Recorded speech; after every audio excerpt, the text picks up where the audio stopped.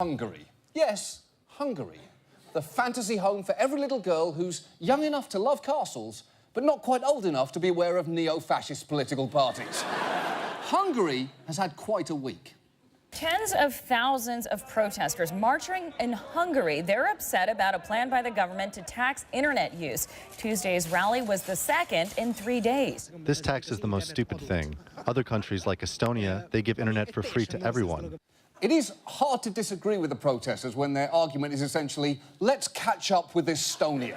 Now, look, nowadays, a tax on the internet is never going to be popular. The internet is supposed to be free, like parking on a Sunday or drinks at a wedding thrown by non-arseholes. And it doesn't help that this tax is being proposed by a Hungarian Prime Minister who everyone hates. Prime Minister Viktor Orbán is accused of becoming authoritarian. He admits to moving Hungary towards what he calls an illiberal democracy. He's close to President Vladimir Putin and speaks warmly of how they do things in Turkey and China. Wow. That is 3 red flags in a row. Illiberal democracy, close to Putin, and likes how things are done in Turkey and China. If you just add he likes the way Hollister smells, we can officially declare that man a war criminal.